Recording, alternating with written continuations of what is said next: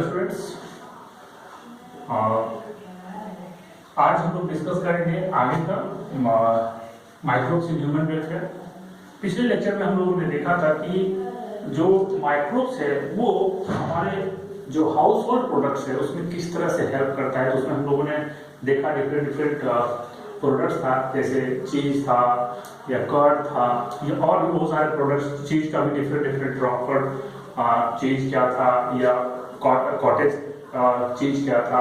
तो ये सारे टाइप हम लोगों ने देखा कि हाउस होल्ड जो प्रोडक्ट होते हैं उसमें किस तरह से माइक्रोब्स का इस्तेमाल करते हैं। बाद में इसका बहुत सारा इस्तेमाल होना, चूंकि ये हजारों साल पहले से हम लोग यूज कर रहे हैं, तो इसका बहुत सारा इस्तेमाल हम लोग घर में करते हैं। बाद में इसका कमर्शियल प्रोडक्शन हुआ और बहुत सारे और भी माइक्रोब्स की जब डिस्कवरी हुई, क्योंकि पहले पता नहीं होता था कि कौन सा माइक्रोब्स किसके लिए जरूरी है या किसके लिए हमें चाहिए, ठीक है। तो वो चीजें नहीं थी। तो बाद में क्या हुआ, जब धीरे धीरे आइडेंटिफाई होने लगे ऑर्गेनिजम्स और उसका इंपॉर्टेंस पता चलने लगा, तो हम लोग क्या किए, अलग अलग माइक्रोब्स का इस्तेमाल अलग अलग चीजों के लिए हम लोगों ने करना शुरू कर दिया। तो हाउस होल्ड प्रोडक्ट्स जो हो रहा था वो तो एंशिएंट टाइम से हम लोग यूज कर रहे हैं। उसके बाद जब माइक्रोब्स का आइडेंटिफिकेशन हो गया, डिफरेंट टाइप का माइक्रोब्स, बेनिफिशियल माइक्रोब्स उसको हम कह सकते हैं, जो डिजीज कॉज ना करके वो हमारे लिए इंपॉर्टेंट प्रोडक्ट्स बनाता। तो उसके बेसिस पे क्या हुआ, उसका इंडस्ट्रियल प्रोडक्शन, कोई भी जो प्रोडक्ट्स है जो हमें जिससे हमें फायदा हो सकता है, तो उसका इंडस्ट्रियल प्रोडक्शन का मतलब ये है कि बहुत ज्यादा अमाउंट में प्रोडक्शन होना, ठीक है। तो उसी में द सेकंड पॉइंट है माइक्रोब्स इन इंडस्ट्रियल प्रोडक्ट्स, यानी बहुत सारे ऐसे प्रोडक्ट्स हैं जो हमें बहुत जरूरी और बहुत ज्यादा अमाउंट में चाहिए। तो वो स्मॉल लेवल पे नहीं हो सकता है, वो लार्ज लेवल पे होगा और उसमें उसको क्या किया गया, बड़े बड़े इंडस्ट्री को लगाया गया, बड़े बड़े फर्मेंटर को लगाया गया। फर्मेंटर मतलब एक स्टील का टैंक होता है, उसी में बहुत सारे माइक्रोब्स को हम लोग कल्चर कराते हैं, ग्रो कराते हैं और फिर माइक्रोब्स क्या करता है, वो प्रोडक्ट बनाएगा। उस प्रोडक्ट का हम लोग क्या करते हैं, अपने लिए इस्तेमाल करते हैं। तो माइक्रोब्स का बात करें कि इंडस्ट्रियल प्रोडक्ट्स में तो जो सबसे बड़ा प्रोडक्ट्स है that is called the beverages.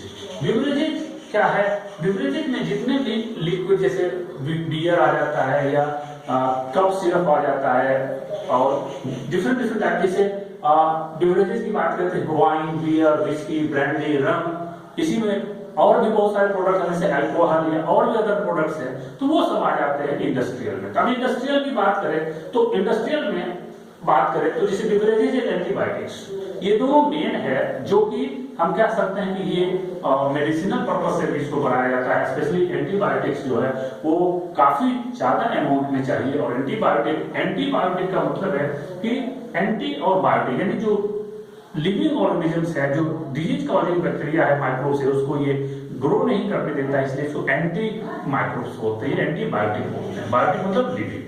तो इसका हम लोग डिटेल में एंटीबायोटिक में हम पॉइंट में डिस्कस करेंगे। तो खैर, तो दो प्रोडक्ट है जो कि बहुत ज्यादा इंडस्ट्रियल लेवल पे प्रोडक्शन होता है, जिसका बहुत ज्यादा अमाउंट में रिक्वायरमेंट होता है, ठीक है। तो ये क्या है, बेवरेजेज एंड एंटीबायोटिक्स। फर्मेंटर्स की बात करें, एंटीबायोटिक्स और बेवरेजेज बनेगा कहाँ, तो फर्मेंटर्स क्या होता है कि स्टील का बहुत बड़ा टैंक होता है जिसमें हम लोग माइक्रोब्स को कल्चर कराते हैं और उसमें बहुत सारा उसको न्यूट्रिशन देते हैं ताकि वो माइक्रोब्स ग्रो करे और वो प्रोडक्ट हमें आसानी से मिल जाए। तो फर्मेंटर्स आर लार्ज वेसल्स और कंटेनर ऑफ स्टील और it is used for growing microbes, इसके लिए इस्तेमाल होता है। अब बात करें फर्मेंटेड बेवरेज। फर्मेंटेशन क्या है, फर्मेंटेशन दो प्रोसेस से होता है। फर्मेंटेशन में आप या तो एरोबिक रेस्पिरेशन यूज कर सकते हैं या एनारोबिक, यानी O2 दे भी सकते हैं, O2 नहीं भी दे सकते हैं। लेकिन जब हम एनारोबिक फर्मेंटर यूज करते हैं तो वहां पे जो प्रोडक्ट बनता है वो बहुत कम अमाउंट में बनता है। इसीलिए आज के डेट में जो बड़े बड़े प्रोडक्ट्स बन रहे हैं, बहुत ज्यादा प्रोडक्ट चाहिए, उस ज्यादा प्रोडक्ट्स के लिए हमें एरोबिक फर्मेंटर चाहिए। और उसमें एरोबिक फर्मेंटर्स में क्या होता है, एरोबिक माइक्रोब्स को ग्रो कराया जाता है और एनारोबिक फर्मेंटर्स में क्या होता है, एनएरोबिक माइक्रोब्स को ग्रो कराया जाता है। तो फर्मेंटेड बेवरेज की बात करें तो वाइन, बियर, विस्की, ब्रांडी, रम, ये सारा जो है प्रोड्यूस किया जाता है बड़े से फर्मेंटर में, और वहां पे जो माइक्रोब्स यूज किया जाता है इसको ग्रो कराने के लिए, दैट माइक्रोब इज सिंपली, इसको ईस्ट बोलते हैं, और इसका जो साइंटिफिक नेम है उसका है सैक्रोमाइसिन सेरेब्रेसी। बहुत ही इंपॉर्टेंट है ये ईस्ट, यूनिसेलुलर स्ट्रक्चर होता है। ईस्ट के बारे में बहुत सारी बातें आगे आएगी। तो ये ईस्ट जो होता है वो एंशिएंट टाइम्स, हम लोग ईस्ट को हिंदी में खमीर बोलते हैं, घर में बोलते हैं ना कि खमीर। पनीर जो बनाया जाता है इसी ईस्ट की वजह से बनता है, ब्रेड जो बनता है इसी ईस्ट की वजह से बनता है, और भी बहुत सारे प्रोडक्ट्स, एंटीबायोटिक्स, ये वाइन, बियर, विस्की, ब्रांडी, रम, ये सारा चीज इसी से बनता है। इसीलिए इस माइक्रोब्स का बहुत ज्यादा इंपॉर्टेंस है। तो ये जितने भी फर्मेंटेड बेवरेज है वो सैक्रोमाइसिस सेरेब्रेसी से प्रोड्यूस किया जाता है, और चूंकि सैक्रोमाइसिस सेरेब्रेसी का इस्तेमाल और भी बहुत सारे साइंटिस्ट ने, चूंकि हम एंशिएंट टाइम से यूज इसको कर रहे हैं, पता नहीं था कि ये ईस्ट है, लेकिन पाश्चर ने इसका इस्तेमाल किया था बियर और बटर मिल्क बनाने के लिए। तो जब बियर और बटर मिल्क बनना शुरू हुआ तब जाके इसमें बहुत सारा फर्मेंटेड बेवरेज का कॉन्सेप्ट आया, और तब इसका इस्तेमाल इसके प्रोडक्शन के लिए किया जाने लगा। ठीक है, तो चूंकि सैक्रोमाइसिस सेरेब्रेसी का जो इस्तेमाल होता है वो ब्रेड मेकिंग में होता है, जो ब्रेड इंडस्ट्री है वहां पे इस्तेमाल होता है, इसलिए इसको ब्रूअर्स ईस्ट भी बोलते हैं या बेकर ईस्ट भी बोलते हैं। इसीलिए ईस्ट का नाम दिया गया ब्रूअर ईस्ट, क्योंकि ब्रेड में इसका इस्तेमाल होता है। तो क्वेश्चन यहां से आएगा कि ब्रूअर ईस्ट, ये सैक्रोमाइसिस सेरेब्रेसी को ब्रूअर्स ईस्ट क्यों कहते हैं, तो उसका एक्सप्लेनेशन ये होगा, since Saccharomyces cerevisiae or yeast is used to make bread, hence it is called brewer's yeast. Breuer east करेगा क्या, क्योंकि ये एंजाइम्स बनाता है, और एंजाइम्स में क्या होगा, कहीं भी चाहे वो फ्रूट जूस हो या मॉल्टेड सीरियल्स हो। मॉल्टेड सीरियल्स मतलब जैसे मान लीजिए मॉल्टेड सीरियल्स का मतलब होता है छोटे छोटे ग्रेन्स में हो और उसमें माल्टोज का कॉन्सेंट्रेशन ज्यादा होना चाहिए, यानी कोई भी सीरियल्स है, उस सीरियल्स का जो अगर ग्रेन्स होगा उसमें वाटर को अगर मिला दिया जाए तब क्या करेगा, ब्रूअर ईस्ट के पास एंजाइम्स होते हैं, माल्टेज एंजाइम्स, ये क्या करता है, इसको फर्मेंट कर देता है, किसमें, इथेनॉल में। क्योंकि प्लांट प्रोडक्ट्स है तो प्लांट प्रोडक्ट्स क्या बनाते हैं, इथेनॉल बनाते हैं, और वो इथेनॉल को हिंदी में या दूसरे लैंग्वेज में इंग्लिश में क्या बोलते हैं, एल्कोहल। ये इथाइल अल्कोहल बनाएगा, और ये इथेनॉल का बहुत ज्यादा इस्तेमाल हम लोग करते हैं, काफी दवाई बनाने में इस्तेमाल होता है, पेंट बनाने में, और बहुत काफी जगह इथेनॉल का इस्तेमाल होता है। ठीक है, तो ये यहाँ पे ब्रूअर ईस्ट का यहाँ से क्वेश्चन आने की पॉसिबिलिटी बहुत ज्यादा है। अब बात करें कि जो सबसे बहुत, चूंकि फर्स्ट जो अर्लीस्ट फर्मेंटेड या अल्कोहलिक बेवरेज क्या था, तो वो उसका नाम है फर्मेंटेड हनी। सबसे पहला फर्मेंटेड अल्कोहलिक बेवरेज या फर्मेंटेड बेवरेज बनाया गया था, उसका नाम था फर्मेंटेड हनी। हनी को बनाया गया था सबसे पहले। अब बात करें वाइन और बियर। अब इसमें जैसे क्या क्या चीज कैसे बनाते हैं, थोड़ा सा छोटा छोटा पॉइंट्स है, उसको हम लोग डिस्कस कर लेते हैं। जैसे वाइन एंड बियर जो बनाया जाता है वो विदाउट डिस्टिलेशन। डिस्टिलेशन क्या है, distillation is the process in which in which O2 is distillation is the process in which O2 is not used, that is called the distillation। तो wine and beer जो बनाया जाता है presence of O2 बनाया जाता है without distillation, यानी distillation का मतलब है जिसमें O2 का इस्तेमाल नहीं हो, ऑक्सीजन का इस्तेमाल एनारोबिकली हम कर सकते हैं। तो वाइन एंड बियर जो बनता है in the presence of O2 बनता है, यानी विदाउट डिस्टिलेशन, और विस्की, ब्रांडी एंड रम, यानी विस्की, ब्रांडी एंड रम, ये तीनों जो है वो O2 के प्रेजेंस में लार्ज लेवल पे बनाया जाता है। वो ये जो तीनों यूं कर सकते हैं एनएरोबिकली नहीं बनता है, क्लियर, एनएरोबिकली ये नहीं बनता है। और whisky, brandy and rum by distillation और फर्मेंटेड ब्रॉथ। फर्मेंटेड ब्रॉथ उसको बोलते हैं जो मीडियम होता है जिसमें माइक्रोब्स ग्रो करता है, उसमें बहुत सारा न्यूट्रिएंट्स पड़ा हुआ रहता है, उसी मीडियम को बोला जाता है ब्रॉथ। ब्रॉथ दो तरह का होता है, कह सकते हैं मीडिया दो तरह का होता है, एक सॉलिड मीडिया और एक लिक्विड मीडिया।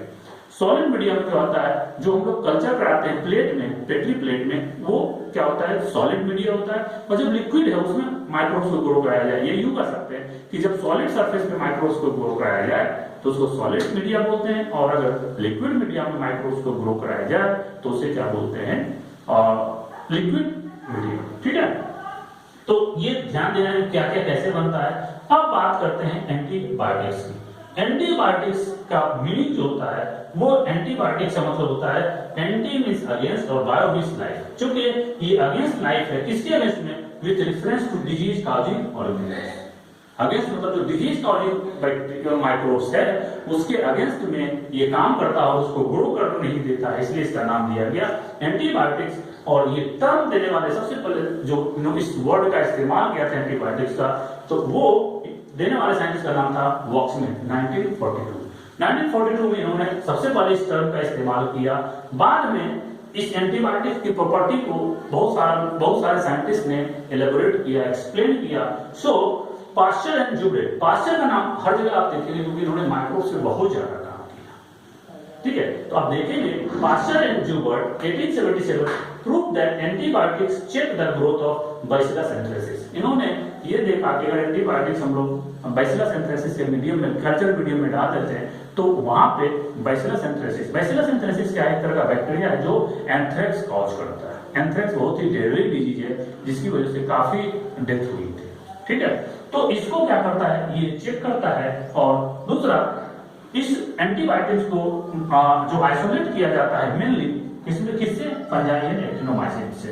तो एक्चुअली जो 20th सेंचुरी की बात हम करें, अभी तो हम लोग 21st सेंचुरी की बात हम करते हैं, तो 20th सेंचुरी में मेनली इसको आइसोलेट कहां से किया जाता था? फंजाई एंड कहां से? एक्टिनोमाइसिन से। आज के डेट में बोलेंगे सर 21st सेंचुरी में कहां से आइसोलेट किया जाता है? तो अब ये तो यूज होता ही है, इसके अलावा हम लोग डीएनए या यूं कह सकते हैं बायोटेक्नोलॉजी का इस्तेमाल करते हैं और इसको क्या करते हैं? रिकॉम्बिनेंट डीएनए टेक्नोलॉजी के थ्रू बहुत ज्यादा प्रोडक्शन करते हैं। ठीक है, तो ये 20th सेंचुरी की बात हम कर रहे हैं। अब अगर हम बात करें कि जो इस एंटीबायोटिक्स है, तो ये एंटीबायोटिक्स का इस्तेमाल हम लोग करते हैं किसको? जो डिजीज कॉजिंग बैक्टीरिया है उसको मारने के लिए। हम लोग को, चूंकि हम ही लिविंग है, लेकिन हमारे रिफरेंस में अगर लिया जाए, ये माइक्रोब्स के रिफरेंस में अगेंस्ट लाइफ और हमारे अगेंस्ट में किया जाए तो कहते हैं उसको प्रो लाइफ मतलब हमारी लाइफ को बचाता है, सेव करता है। तो अगर हमारे रिफरेंस में लिया जाए, it is pro life and not against with reference to human beings. Clear? यानी अगर with reference to organisms, deadly organisms लें तो ये अगेंस्ट होगा और हमारा होगा प्रो लाइफ। सो अगर डिफिनीशन की बात करें, इतना समझने के बाद अगर फाइनली हम इसके डिफिनीशन को समझने की कोशिश करें तो it is the chemical substances which is produced by the some microbes। क्योंकि ये कौन प्रोड्यूस करेगा? एंटीबायोटिक्स कोई माइक्रोब्स प्रोड्यूस करेगा। यानी it is the chemical substances produced by some microbes can kill or retard the growth of other microbes। कहने का मतलब एक माइक्रोब्स है, ये माइक्रोब्स एंटीबायोटिक्स बनाएगा जो दूसरे माइक्रोब्स जो कि डिजीज पैदा करेगा इसको ये मार देगा, ये इसको ग्रो करने नहीं देगा, इसको न्यूट्रलाइज कर देगा। तो antibiotics are the chemical substances produced by some microbes which kill or retard the growth of other microbes। जो डिजीज कॉजिंग माइक्रोब्स है उसको क्या करे? ये ग्रोथ, उसके ग्रोथ को रोक दे, उसको किल कर दे। That is called the microbes. अब that is called the antibiotics. अब बात करें एंटीबायोटिक्स, तो सबसे पहला antibiotics was discovered and that was penicillin. Penicillin first antibiotics था और इसका जो फंक्शन था ये सेल वॉल के फॉर्मेशन को ब्लॉक कर देता था। यानी जो माइक्रोब्स का हम इस्तेमाल करेंगे तो माइक्रोब जब डिवाइड करता है तो सेल वॉल बनाएगा, चाहे वो बैक्टीरिया हो चाहे कुछ भी हो, तो सेल वॉल बनने ही नहीं देगा, तो माइक्रोब्स डिवाइड कर ही नहीं पाता था, जिसकी वजह से उस माइक्रोब्स का डेथ हो जाता था। तो सबसे पहले पेनिसिलिन ढूंढा गया और ये सबसे पहला एंटीबायोटिक है ये। और इसी को डिस्कवर करने वाले, पेनिसिलिन को सबसे पहले डिस्कवर करने वाले साइंटिस्ट है अलेक्जेंडर फ्लेमिंग। अलेक्जेंडर फ्लेमिंग 1928 में इन्होंने सबसे पहले इसको डिस्कवर किया था। और चूंकि इन्होंने अलेक्जेंडर फ्लेमिंग ने पेनिसिलिन को जो आइसोलेट किया था वो बैक्टीरिया जो था, एक्चुअली ये अलेक्जेंडर फ्लेमिंग जो आइसोलेट किए थे वो कहां से किए थे? एक मॉड था, उस मॉड का नाम था पेनिसिलियम नोटेटम। इन्होंने जब ये गौर किया कि पेनिसिलियम नोटेटम के पास क्या, जब पेनिसिलियम नोटेटम को जिसे हमारे पास जहां पेनिसिलियम नोटेटम है वहां पे इन्होंने देखा कि बैक्टीरिया पे, जिस बैक्टीरिया पे काम कर रहे थे उस बैक्टीरिया का नाम था स्टेफाइलोकोकस बैक्टीरिया। इन्होंने देखा कि जहां वो मोल्ड है, क्या था वो? एक तरह का फंजाई है, मोल्ड है क्या ये पेनिसिलियम नोटेटम। इन्होंने ये देखा कि इसके सराउंडिंग्स में या जहां पे ये ग्रो करता है वहां पे ये स्टेफाइलोकोकस बैक्टीरिया क्या करता है, सर्वाइव नहीं करता है। और नहीं सर्वाइव करता है तो समझ गए इसका मतलब जो बैक्टीरिया, तो इसके बाद इन्होंने और भी एक्सपेरिमेंट किया, मेनली इस पे इन्होंने बहुत ज्यादा काम किया। स्टेफाइलोकोकस बैक्टीरिया, इसमें बहुत सारे बैक्टीरिया आते हैं, तो उसमें देखा कि ये जो है इसको नहीं प्रोड्यूस करने दे रहा है, मतलब जो बैक्टीरिया उसको ग्रो करने नहीं दे रहा है। इसका मतलब ये कोई न कोई केमिकल्स बना रहा है, केमिकल सब्सटेंस रिलीज कर रहा है। वही केमिकल सब्सटेंस क्या कहा गया बाद में, पेनिसिलिन। पेनिसिलिन इसलिए कहा गया क्योंकि ये पेनिसिलियम नोटेटम से आइसोलेट किया गया, ठीक है। तो ये पेनिसिलिन एंटीबायोटिक जो है, ये चूंकि यहां से पेनिसिलिन नोटेटम से निकाला गया, पहली बार देखा गया, और वहां उन्होंने देखा कि इसका जो प्रॉपर्टी है वो क्या है, एंटीबायोटिक से, मतलब उस बैक्टीरिया को ग्रो करने नहीं देता है। तो इस अलेक्जेंडर फ्लेमिंग जो पेनिसिलिन को आइसोलेट किए थे, तो चूंकि ये इनका काम, और चूंकि चेन एंड फ्लोरी ने भी बहुत सारा काम किया था एंटीबायोटिक्स पे, वो दोनों को मिला के नोबेल प्राइज दिया गया 1945 में। चूंकि ये पेनिसिलिन ढूंढे थे और इस पेनिसिलिन का और ब्रॉड स्पेक्ट्रम में इस्तेमाल किया कि और कौन कौन से बैक्टीरिया को ये किल करेगा या कहां पे काम करेगा, उसको एक्सप्लेन करने वाले साइंटिस्ट का नाम था क्या, चेन एंड फ्लोरी। ये जब पूरा इफेक्टिवनेस और पोटेंशियल जब एस्टेब्लिश कर दिया तो इनको 1945 में इनको नोबेल प्राइज दिया गया। अलेक्जेंडर फ्लेमिंग ही थे जो जिन्होंने लाइसोजाइम्स, एक एंजाइम्स लाइसोजाइम्स जो हमारे सलाइवा है टीयर्स में प्रेजेंट होता है, तो उसका भी यही काम होता है। लाइसोजाइम भी क्या करता है, सेल वॉल फॉर्मेशन को ब्लॉक कर देता है। तो ये भी लाइसोजाइम भी इसने डिस्कवर किया अलेक्जेंडर फ्लेमिंग ने 1928 के बाद इन्होंने किया। अब बात हम करें कि जो इन्होंने पेनिसिलिन आइसोलेट किया था, तो ये पेनिसिलिन आइसोलेट जब उस टाइम में 1928 में किया गया था, तो उस टाइम पे चूंकि जो ये स्पीसीज था पेनिसिलियम नोटेटम, ये बहुत लिमिटेड अमाउंट में बनाता था, इसलिए दूसरा प्रोडक्ट ढूंढा गया। तो जब मिला तो उसका नाम दिया गया, आज के डेट में जो हम कह सकते हैं कि आज के डेट में जिससे हम लोग प्रोड्यूस करते हैं, क्योंकि बहुत ज्यादा अमाउंट में प्रोड्यूस करना है, तो उस स्पीसीज का नाम था नोटेटम के बदले यहाँ क्राइसोजेनम। ये क्राइसोजेनम चूंकि बहुत ज्यादा अमाउंट में प्रोड्यूस करता है क्या, पेनिसिलिन, इसीलिए आज के डेट में इसका इस्तेमाल किसके लिए किया जाता है, पेनिसिलिन के प्रोडक्शन के लिए किया जाता है, ठीक है। अर्स चेन एंड फ्लोरी, यानी चेन एंड फ्लोरी जो साइंटिस्ट थे, इन्होंने क्या किया, पेनिसिलिन का पूरा पोटेंशियल इफेक्टिवनेस को एस्टेब्लिश किया था। इसीलिए इनको क्या किया था कि चूंकि इनका इफोर्ट क्या किया था, अब जब इन्होंने जब डिटेल बताया तो बोला कि भाई आप इसको छोटे लेवल से बड़े लेवल में कर सकते हैं, यानी इंडस्ट्रियल लेवल पे कर सकते हैं, और एंटीबायोटिक्स को बड़े प्रोडक्ट्स में, ज्यादा प्रोडक्ट्स में बना सकते हैं। इसीलिए इनको क्या किया गया, इनको और अलेक्जेंडर फ्लेमिंग को साथ में नोबेल प्राइज 1945 में दिया। क्लियर। अब बात करते हैं कि कुछ और भी प्रोडक्ट्स है जिसे जो प्रोड्यूस, अब तो ऐसा हो गया कि बहुत सारे अलग अलग स्पीसीज हैं, उससे क्या होता है, बैक्टीरिया भी, कुछ ऐसे बैक्टीरिया भी होते हैं जो बहुत सारे एंटीबायोटिक्स प्रोड्यूस करते हैं, और भी बहुत सारी चीजें हैं, बहुत सारे स्पीसीज हैं फंगस के जो क्या करते हैं, एंटीबायोटिक्स प्रोड्यूस करते हैं। अब बात करते हैं थोड़ा सा पेनिसिलिन। पेनिसिलिन जिस समय डिस्कवर हुआ था, चूंकि अलेक्जेंडर फ्लेमिंग यहाँ के यूएसए के साइंटिस्ट थे, तो जब इन्होंने प्रोड्यूस करना शुरू किया तो उस टाइम पे चूंकि कोई और एंटीबायोटिक्स नहीं था, उसी टाइम पे क्या हुआ था, ये वर्ल्ड वार फर्स्ट शुरू हो गया था।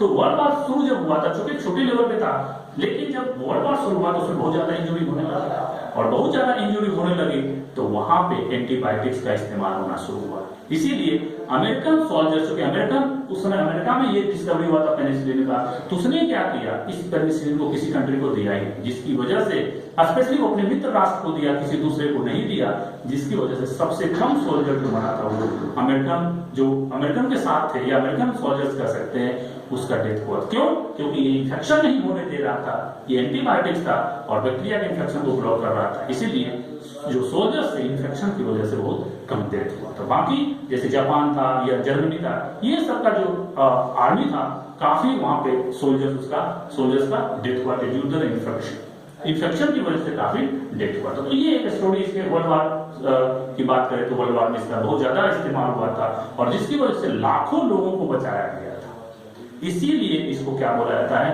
Wonder drug. वंडर ड्रग मतलब सरप्राइज, यानी आश्चर्यजनक दवाई। तो वंडर ड्रग था, लाखों लोग को सेव किया था, इसलिए पेनिसिलिन को बोला गया वंडर ड्रग। अब बात करते हैं कुछ प्रोडक्ट्स जो है कौन कौन से स्पीशीज से निकाला जाता है, ये क्वेश्चन कभी कभी पूछ देता है। तो जैसे एरिथ्रोमाइसिन एंड क्लोरोफेनिकोल, ये दोनों क्या भी एंटीबायोटिक्स ही है, ये निकाला जाता है स्ट्रेप्टोमाइसिस स्पीशीज, यानी स्ट्रेप्टोमाइसिस सेरेविसी, यानी ईस्ट वाला या कोई और जो होगा स्ट्रेप्टोमाइसिस होगा या सैक्रोमाइसिस होगा। तो स्पेशली इरिथ्रोमाइसिन एंड क्लोरोमाइसिन जो है, क्लोरोफेनिकोल, ये दोनों एंटीबायोटिक्स है, ये स्ट्रेप्टोमाइसिन स्पीशीज से आइसोलेट किया जाता है। दूसरा है टेरामाइसिन, ये भी एक प्रोडक्ट है, ये भी एंटीबायोटिक्स है, ये निकाला जाता है सैक्रोमाइसिन रेमोसस, सैक्रोमाइसिस रेमोसस से टेरामाइसिन यूज किया जाता, निकाला जाता है, ये भी एक एंटीबायोटिक और इसका भी बहुत ज्यादा इस्तेमाल होता है। दूसरा और भी है, अगर बात करें फ्लेमिशिन यहां से यूज किया जाता है एस्परजिलस फ्लेवस, ये भी एक एंटीबायोटिक है, इसका भी इस्तेमाल हम लोग करते हैं। दूसरी बात बैसिलस सबटिलिस, ये बैसिलस सबटिलिस का सबसे बेनिफिट है, ये बहुत इंपॉर्टेंट क्वेश्चन है। बैसिलस सबटिलिस ये इसके ग्रुप का जितना भी बैक्टीरिया है, ये अकेले 60 टाइप ऑफ एंटीबायोटिक्स प्रोड्यूस करता है, 60 टाइप ऑफ एंटीबायोटिक, यानी ये अकेले सब पे भारी पड़ जा रहा है। कौन? Bacillus subtilis. अब कुछ साइंटिस्ट की बात करें, अल्बर्ट एंड वॉक्समैन, इन्होंने सबसे पहले स्ट्रेप्टोमाइसिन को ढूंढा था 1943 में, स्ट्रेप्टोमाइसिन और एक्टिनोमाइसिन को किसने ढूंढा था? नाम साइंटिस्ट का है एल्बर्ट एंड वॉक्समैन। कब ढूंढा था? 1943 में। और वो स्पीशीज कौन सा था? स्ट्रेप्टोमाइसिस यूरेशियस। स्ट्रेप्टोमाइसिस कह सकते हैं यूं कि स्ट्रेप्टोमाइसिस स्पीशीज जो है वो सबसे ज्यादा टाइप ऑफ एंटीबायोटिक्स प्रोडक्शन में हेल्प करता है। तो ये क्वेश्चन यहां से डायरेक्ट आएगा। फिर एक वर्ड फोल्डर थे 1947, इन्होंने क्या किया था? क्लोरोमाइसिटीन को इन्होंने आइसोलेट किया था, ये भी एक तरह का क्या है? एंटीबायोटिक्स है। अब बात करें क्लासिफिकेशन का, तो क्लासिफिकेशन ऑफ एंटीबायोटिक्स की अगर हम बात करें तो क्लासिफिकेशन मतलब ये हुआ कि कौन सा एंटीबायोटिक्स है वो कैसे काम करता है। अगर एक माइक्रोब से कोई एक ही माइक्रोब को मार रहा है तो उसको अलग बांटेंगे, एक दो मार रहा है तो उसको अलग करेंगे, और एक ऐसा है जो बहुत सारे को मार रहा है, तो जो जितना कम को मारेगा उस एंटीबायोटिक्स को बोलते हैं narrow spectrum antibiotics. Narrow spectrum antibiotics का मतलब ये हुआ कि जो एक या दो माइक्रोब्स को किल करे, यानी छोटे लेवल पे जिसका इस्तेमाल है, और अगर जो बड़े लेवल पे जिसका इस्तेमाल होता है उसको क्या बोलते हैं? Broad spectrum antibiotics. ठीक है, तो ब्रॉड स्पेक्ट्रम एंटीबायोटिक्स इस्तेमाल उसको वहां पे करते हैं, कहां पे? यानी ये बड़े लेवल पे इसका इस्तेमाल होता है और ये ज्यादा माइक्रोब्स के अगेंस्ट में इस्तेमाल किया जाता है। तो कुछ नाम है जैसे पेनिसिलिन और स्ट्रेप्टोमाइसिन, ये क्या करता है? ये नैरो स्पेक्ट्रम है और ये किसको मारता है? Mycobacterium tuberculosis. इसका इस्तेमाल सिर्फ और सिर्फ टीबी के लिए, टीबी का जो बैक्टीरिया है उसको मारने के लिए किया जाता है, और ये दोनों का पेनिसिलिन और स्ट्रेप्टोमाइसिन का। लेकिन क्लोरोफेनिकोल और टेट्रासाइक्लिन ये दोनों बहुत इंपॉर्टेंट क्या है?